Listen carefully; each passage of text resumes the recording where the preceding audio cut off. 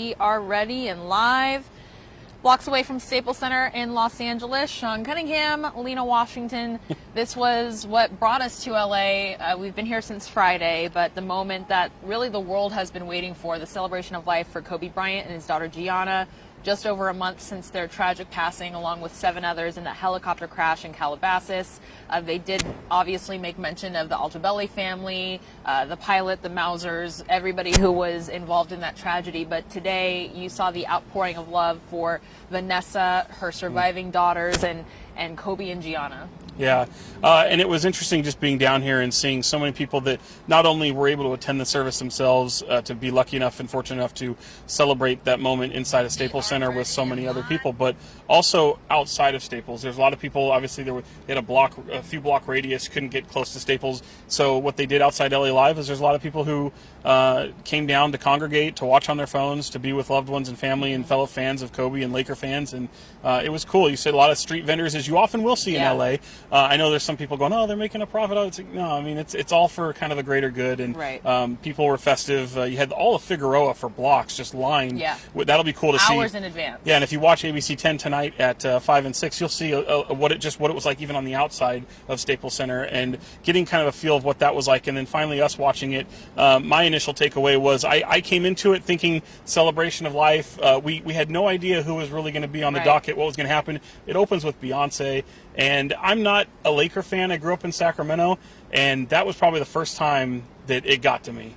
And we were all, you, me, and myself, you, and Chris Hooks, our photographer, sitting outside of a yard house, or outside the JW Marriott, right next to Staples Center, and yeah, it kind of took a moment because I mean you're seeing everything and it play in real time, and that was for me the moment that got me. And then of course Vanessa Bryant, unbelievable courage to get up there. First we've heard from her, and I mean she nailed it. Yeah. And you mentioned how just the vibe was here.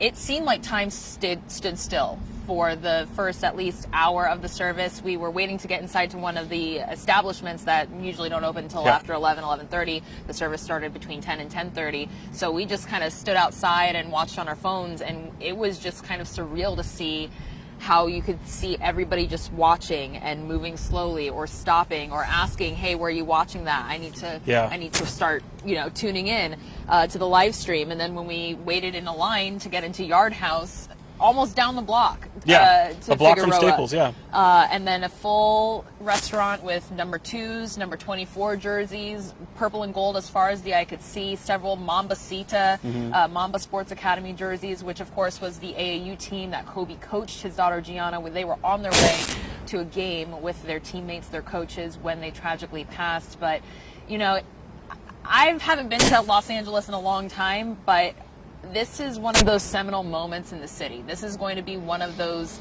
bookmark day in history, where were you when this happened kind of events. Yeah. And just to be around it and to hear what other people were kind of processing through it all, how important it was for them to be here. Some traveling from as far as Chicago, New York, just to be around the Staples Center because they couldn't get into the lottery to win a ticket to get inside. Yeah, and you're absolutely right. I mean, we've been down here since Friday, really. Coming down here, we found obviously the Sacramento Kings played the Clippers, and we had a little bit of a local angle. The entire team was able to attend today's game, or today's memorial at Staples. They play tomorrow in San Francisco, so they took a couple days and stayed down here rather than return home. The schedule was kind of opened up that way. But you're right. We've been all throughout LA, downtown LA, outwards, Hollywood, Westlake, UCLA. There's been areas where you're seeing countless memorials, countless Kobe jerseys everywhere. We've seen cars decked out in so many cars that have just customized Pimp My Ride style Kobe Bryant, Gianna, all this stuff everywhere. You're absolutely right. I really feel like this is going to last. It's going to have a lingering effect for a long time. I think it's going to be a little bit bigger of the moment than a Nipsey Hussle and a Michael Jackson, because I don't feel like, I mean, you still see those murals, especially the Nipsey Hussle one. But because of this, I think it just involves so many more people. It's a pop culture thing. It's bigger, and it's bigger than basketball. And it also involves his daughter and so many other people that were lost. I do think the impact of that is going to be, and it's going to linger throughout the city for a very long time. Yeah, I mean, we talked to people as we were traveling for the Super Bowl, and just to talk about what it was like to kind of see people learning about the tragedy in real time. throughout the airport and even throughout the week that we were in Miami. But you mentioned you breaking down, I just saw Vanessa's face in the live stream, and I immediately got chills. It took everything in me to not just pour tears onto my notepad. I took all these notes about what was said, who was there, tons of faces in the crowd. I mean, you talk about a collection of the greats in sports, entertainment, whatever it is. You see the impact that they had, but the strength that Vanessa had. She maintained it throughout her eulogy to her husband, Kobe. She met him when she was 17. It was his first girlfriend. Obviously, they raised a beautiful family of 4 daughters together, and to endure everything that they endured, right? From the 2003 investigation and everything that comes along with celebrity and growing up with somebody in the spotlight. Not only was he an LA Laker, he was one of the greatest Lakers, one of the greatest athletes of all time. So to sustain that and to be a matriarch to this family and to have the strength to even go on, I can't even imagine. And she did break down on her Instagram post. You can tell that it's been challenging. I can't even imagine what it's like to just go to bed realizing this is your reality every day. But she said that that God knew that they couldn't be on earth without each other, so he had to call them home to heaven to be together. And that was the moment that I'm even getting choked up even thinking about it. But that was one of those quotes that really just drove home the tragedy, but how you might be able to find a sense of comfort in knowing that Gianna was mini Kobe. She was his protege. She was going to be arguably the greatest female basketball player of all time, right? She had the greatest father as a coach. So to have that kind of comfort in knowing that they will be together in wherever they are, heaven, if you believe in that, I think that we can take comfort in that. And to Vanessa's point, she described themselves as polar opposites. Together they were the perfect team. She was the night owl, he was up early. They were like fire and ice, and that was kind of a cool moment. Look, when you go and get married to Kobe Bryant, all of a sudden you're in the public eye, right? But this is someone who's not used to being in the public eye, and she just spoke in front of about her past husband and the past daughter. Some people will do that in the church. Some people will do that in a reception with family and friends. You got 20,000 friends and family around you in Staples Center. Now, granted, they're all ton of amount of courage. I know it's almost a month after the fact, but that blew me away. I didn't expect that. I thought maybe she would have a small message or whatever. Obviously, she was emotional, like the entire, probably the stadium was. That blew me away. It really did. And of course, when you've got the somber moments, I thought Jimmy Kimmel was phenomenal. He opened up. He had a little bit of shakiness. He was showing a lot of emotion. I thought he did a fabulous job. And I think on the flip side, there were some great lighthearted and fun moments. And I think nobody killed it like the GOAT. Michael Jordan, oh my gosh, delivered the line of the night. That was safe. Poking fun at his crying face and his meme that has gone everywhere. Now he's got a new one, and he blames Kobe, who he called his little brother. And then you've got Shaq, who drops a MF bomb. But I say, look, I understand, and that's a bad thing, but he was quoting his brother and his teammate honestly and warmly. And I think that was one of the funner moments, lighthearted certainly lighthearted, but one of the more fun moments of the whole morning. So we heard from a wide range of people involved in Kobe and Gianna's life. You saw Sabrina Ionescu, Oregon basketball star. She was Kobe and Gianna's trainer, coach. She knew that Gianna wanted to play at UConn, but still tried to recruit her to go up to Eugene. You see that she's the future of the WNBA. And then you have Kobe's counterpart, Diana Taurasi, who's the greatest WNBA player. And to hear her stories and even to take some jabs at LeBron in the way that she did to kind of bring some levity to the moment early in the service. You have Gina Auriemma, legendary head coach for UConn. And honestly, not to cut you off, but Taurasi had to follow Vanessa. And I'm like, gosh, how do you follow that? She was phenomenal. I mean, for as close as they were, and telling some of the stories about Gianna and Kobe and all that, and to have Gino up there, who obviously had UConn in mind for Gianna. At 13, by the way. Unbelievable. And Gino Auriemma sharing the story of Kobe reaching out to him saying, I want your advice in coaching. And he says, wait a minute, the NBA's most uncoachable player wants my advice on how to coach his daughter? Get out of here. And then he saw progress, and he's like, well, I'm recruiting this. he notices he's recruiting a kid when she's 13 years old. And he told the story. He was It was really emotional up until Gino got on stage. Yeah. I feel like he kind of roped it back in to kind of bring some composure. And of course, it's a somber and emotional event, but that was kind of the one break and maybe tears streaming down your face moment of the ceremony at that point. And he started bringing in the levity by saying, you know, Gianna saw the Oregon Ducks basketball team and they asked, "Oh, do you want a picture?" She said, "I'm good. I'm good. I'm a Yukon Husky." They I'm have her good. jersey sitting on the bench. They're gonna do so many great things in her honor. And she was, again, 13 years old. Yeah. You're talking about this girl being a shoe-in to one of the greatest programs in all of sports, not just women's sports, in all of sports, a dynasty. She could have been the greatest to ever do it. And you're talking about Brianna Stewart, Diana Taurasi, Rebecca Lopez, you know, all these greats. And what's the first thing that Gino says when he comes out there? Women are very well represented here tonight. Absolutely. And it was great. It Yeah. was fantastic. I thought that was one of the highlights of it. And of course, I mentioned Beyonce. The music was phenomenal. Christina Aguilera. Ave Alicia Maria Keys as well. in like it's an Italian song. Who knew she had that? I hadn't heard that before, and I'm like a huge pop music fan. That was incredible. Unbelievable. They pulled out all the stops. Los Angeles is still. We talked to somebody, one of the servers at the restaurants we were at last night, and he said it without us even prompting him that there's still an energy in the air that it just doesn't feel right. A month later, we see people gathering at the murals as if it happened yesterday, as if it happened, you know, not 4 weeks ago. You know, we've had time to process it. We've seen the other services for the others who were lost in that tragedy. But I think this is one of those things that is just going to linger for a little while longer. I don't know how to find some sense of closure or to make it feel more real. The people we talked to today who had the opportunity to be inside, they said it was nice to kind of hear from everybody and to feel the levity of the moment and to hear from brothers like Shaq and Michael Jordan. But it still doesn't seem like LA's hero is truly gone. He had so much more to give. 41 years old, Oscar winner. He had, after his death, 3 of his children's books reached the New York bestseller list.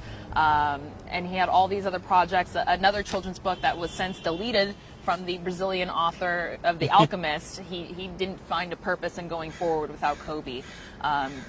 But again, I'm looking forward to seeing how both of their legacies are carried on, because I think that what they left on this earth, that Mamba mentality, that passion, that kind of intangible way to inspire people is going to serve so many people around the world. Yeah, that's well said. I mean, I know we're wrapping up things up here pretty quickly, but I don't know what people, we haven't looked at comments yet. I don't know if anyone's weighing in on, you know, just what they saw, what they witnessed. But if you do, drop a line. We'll get to you in the next couple minutes here. But yeah, just an incredible day. Whether you're, again, a Kings fan, Laker fan, maybe you're not a basketball fan, I think it resonates beyond that. You can obviously see it in the city if you're down here. If you've watched, obviously, ABC 10, we saw the whole thing, streamed the whole service, and I think there's a ton of takeaways from that. Those are just some of ours. I'd be curious to see what other people are saying. Yeah, Beverly says her speech was so heartfelt, loving, moving. Thank you for weighing in there, Beverly. I believe she's talking about Vanessa, who went on for, gosh, I don't even know how long. All the things that she said about Gianna, that's what hurts me the most of this whole. It's sad all around, but to think that this young girl, and in her final moments, what Kobe and the other adults in that helicopter must have been doing or feeling to do whatever they could to prevent the inevitable. I mean, that just breaks my heart. Yeah, unimaginable. And you know, you hear about Gianna being a basketball player. Apparently, she was a great dancer. She was funny. She was soccer, softball, gymnastics. She liked her TikTok dances. I think she got Kobe on a TikTok dance got a shout out. Yeah.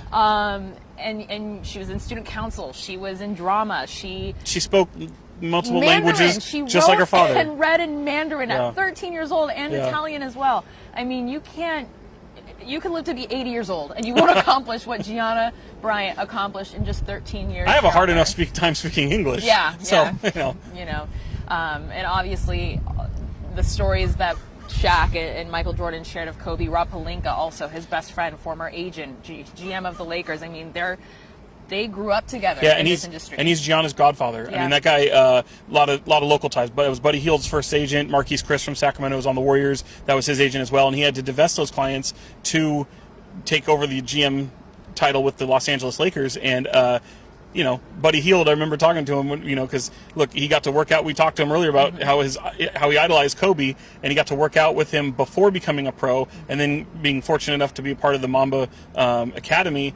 and this past summer, and having Kobe as in his ear and being able to talk to him, that was great. And it was just funny because he sought out Rob Pelinka because he knew he was Kobe's agent. Yeah, I mean, you're in good hands, right? That's a smart move. Michelle Price, a mother's love and loss of her daughter with the heartbreak emoji. I can't even imagine. And then you have the surviving daughters, Capri, Bianca, and Natalia. Natalia is the oldest, but Bianca and Capri won't know their father. Right. And that's so heartbreaking. I believe Capri was born just last summer.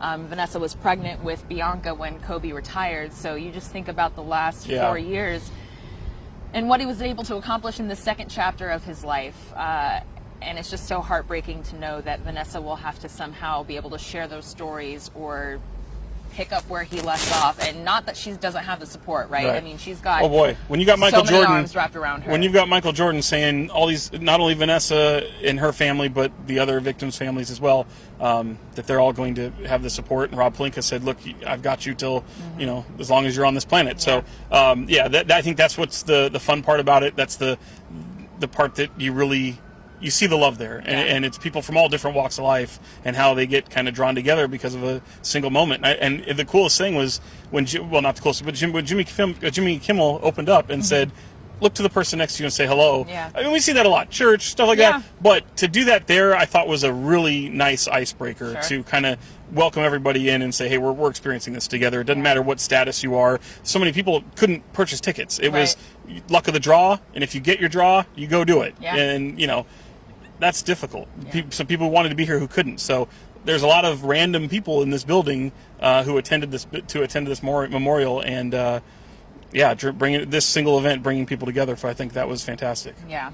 Some of the faces in the crowd that we saw: Stephen Curry, Draymond Green, Rick Fox, who, oh my gosh, I mean, people put him in that helicopter with Kobe when it first happened. So I can't even imagine what the last 4 weeks have been like for him, his family, Kareem Abdul-Jabbar, obviously, the entire Spurs team. We saw G-Eazy from the Bay Area, big boy, radio host. Jennifer Lopez and Alex Rodriguez sitting right next to Adam Silver. But yeah, it was... You had full teams here. San Antonio played last night back Midwest. I forget where they were at, and came all the way back just to be here. The entire team, even with Tim Duncan, Tony Parker, Manu Ginobili. I thought it was great. I mean, basketball luminaries everywhere. Yeah, and Lisa Leslie, Byron Scott. We saw Shawnee O'Neal, Shaq's ex-wife and mother of his children last night. So it's really just an ode to Kobe Bryant, Gianna Bryant, all the lives they've touched around the world. We had an opportunity to talk to Bogdan Bogdanovic and some of the members of the Kings just to kind of drive home the point that even though he's synonymous with LA, came from Philadelphia, he's going to be remembered, revered worldwide. We also had the unique opportunity to speak with Doug Christie and Bobby Jackson, who, again, they have a complicated, layered relationship or legacy with the Lakers and Kobe, but at the end of the day, they had a mutual respect for a competitor of that level. Yeah, it's not easy for those guys to talk about. Kobe broke their hearts, just like Kings fans well know. But when you put that aside, and someone gets taken from you so often, you show the tip of the cap, and those guys were fortunate. And I just know it kills Doug Christie to talk about it. I know it to talk about Kobe, who he competed against, and Kobe got the best of him a lot. In three playoff series. So I know Chris Webber, same thing. So Chris Webber can't barely talk about that, the playoff series to this day. So, but yeah, they all admire Kobe with maybe a little sly smile at the corner of their mouths, going, how'd you do this to us? But any more? We got to go. We got Christina Rios, beautiful celebration of life. Vanessa is a strong woman for sure. Every speech was beautiful and really touched on their lives and what they loved. Just beautiful. Really loved hearing Sabrina speak as well. Her words were heartfelt. That was beautiful, Christina. Thank you for sharing that.